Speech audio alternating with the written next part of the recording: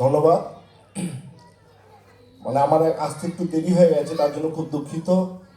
আজকে যারা খানিকক্ষণ আগে যারা মঞ্চে যারা উপস্থিত ছিলেন সকলে আমার শ্রদ্ধেয়, এবং তারা বহরমপুর শহরের সকলে একজন খুব গুরুত্বপূর্ণ ব্যক্তিত্ব। আজকে মনোবীক্ষণের যে প্রোগ্রাম 11 বছরে তারা পূর্ণ হলো।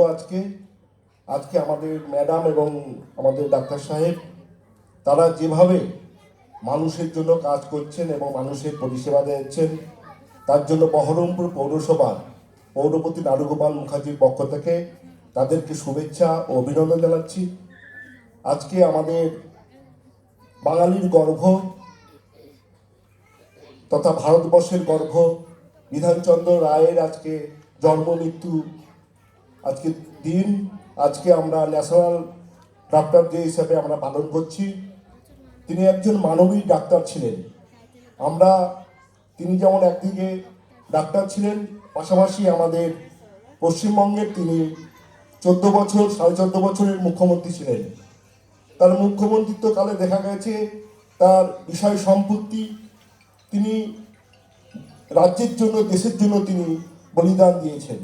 এরকম একজন ডাক্তার, এরকম একজন প্রশাসককে আমরা পেয়েছি।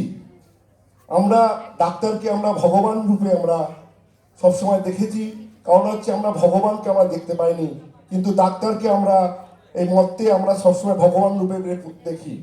তাই আমার ডাক্তারদের কাছে অনুরোধ, আমরা যেন আমাদের সাধারণ মানুষরা যেন ডাক্তারদের কাছে গিয়ে ঠিক মতন পরিষেবা পাক, এবং আগামী দিনে ডাক্তারদের প্রতি যে ভক্তি শ্রদ্ধা মানুষের মধ্যে ছিল সেটা পুনরুজ্জীবন হোক, এবং আগামী দিনে এই মনোবীক্ষণ যাতে আরও সুবৃদ্ধি হয়, শ্রীবৃদ্ধি হয়, তার শুভকামনা করে আমি আমার সংক্ষিপ্ত বক্তব্য শেষ করছি। নমস্কার।